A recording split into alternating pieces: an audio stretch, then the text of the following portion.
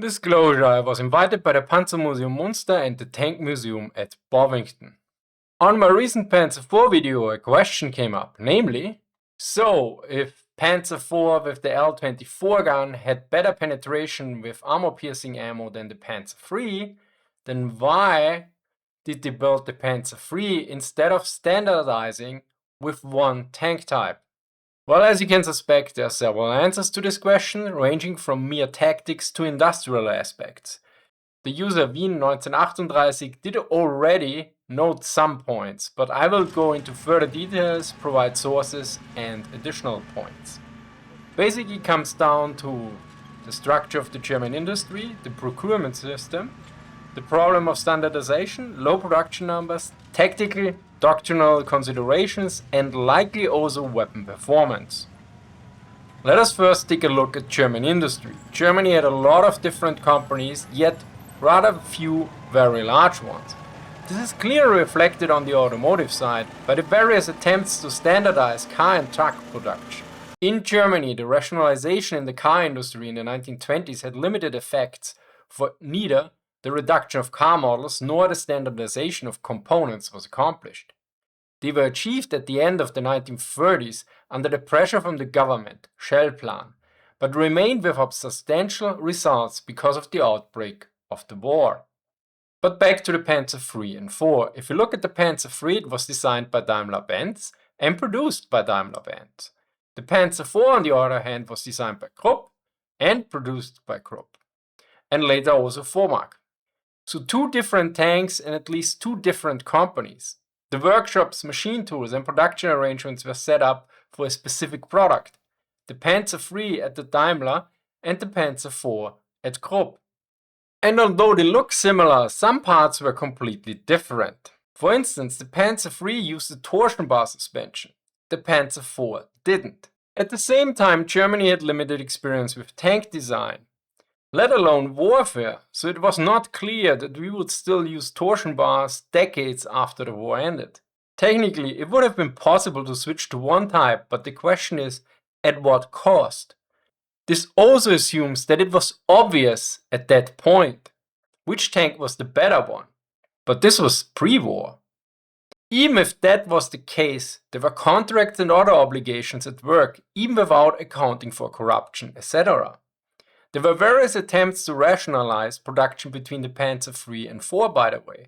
To quote Spielberger, Waffenprüfwesen 6, the Department for Motorization in the German Army Ordnance Office wanted a standard chassis that could be used for both vehicles, the Panzerkampfwagen III and the Panzerkampfwagen IV. However, Mr. Wolfert in the Department AK of Krupp reported in a memo dated May 2, 1938, that problems with new ideas left no time to incorporate this major change into production program. Originally, the Daimler-Benz standard chassis was supposed to follow the second series for the Begleitwagen development, which was the name of the Panzer IV, as a mass-produced model. Due to the use of the new structural components that have not been sufficiently tested for tanks, setbacks occurred, among others with the three-stage steering gear built by the Zahnradfabrik, the Maybach transmission with semi-automatic shifting and the lubricated tracks. The experience gained with transmissions and tracks on tractors could not be easily transferred to tanks. Since the first test vehicle is only arriving at Kummersdorf for trials in these days, a mass production version is not to be expected in the foreseeable future.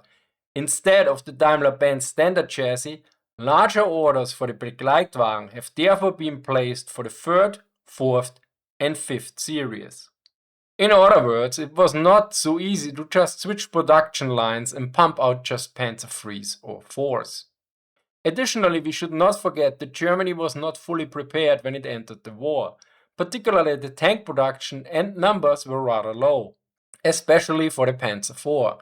If you look at the medium company for 1941, so 2 years into the war, it had an authorized strength of 14 Panzer IVs, 5 Panzer IIs, with 2 Panzer IVs in the company headquarters and 3 platoons of 4 Panzers each. But the third platoon was, according to Niehorster, generally not authorized, since not enough Panzer IVs, even in summer 1941, were available. Similarly, there were several divisions in 1941 that had Panzer 35 and Panzer 38 Ts instead of the Panzer III. Germany was not the United States that had so many Shermans that they could send them to the British and Soviets and then still have independent battalions to help out the infantry divisions. Germany, even before the war, relied on captured equipment, for instance stocks from Czechoslovakia and Austria for regular infantry divisions. The German leadership was also not oblivious or ignorant of this whole problem, and there were plenty of initiatives to streamline production, increase efficiency, etc. But this takes time. Is easier said than done, often leads to temporary reduction in output, not to mention the resistance from the industry and/or bureaucracies. The overall structure of the German industry was one problem. Another was the lack of centralized control, which we need to cover next. Although Nazi Germany is often portrayed as this efficient and effective dictatorship, this was in many cases far from the reality. Hitler built a system of many different domains where different leaders wrestled with each other about power and resources. This system protected his position due to infighting, but it created inefficiencies and dual responsibilities, which was counterproductive to the war effort.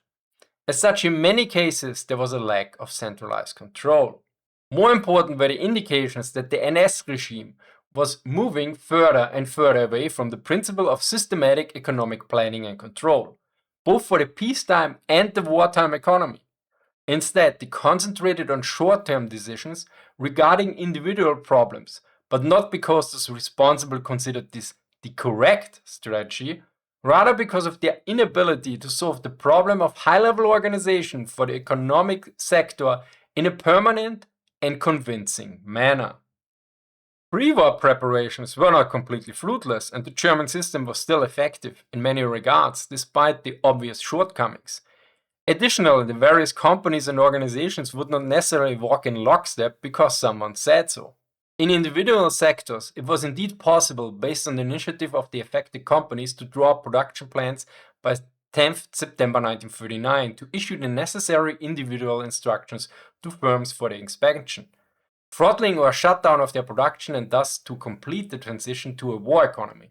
But in most industrial sectors, competitive conditions prevented consensual and smooth self-regulation. Firms affected by shutdown or throttling instructions naturally defended themselves with every means, and they were able to prevail because, on the one hand, there were no command structures within the associations, and on the other hand, no overarching economic planning was discernible that offered every entrepreneur a clear perspective and task. The leadership staff of the General Administrator for the war economy increasingly lost influence, even within the Reich's Ministry of Economics, where ministerial officials oriented toward peacetime operations retained control. Funk himself abandoned his leadership staff without hesitation. So in my opinion, both the German industry and the centralized armament industry would have been necessary to pull off a single Panzer model instead of the Panzer III or IV. One could argue only one would be necessary. Fair enough, but even that was not the case. But there is even more. Before we take a look at the next point, keep in mind that this video was made possible by my Patreon subscribers and supporters.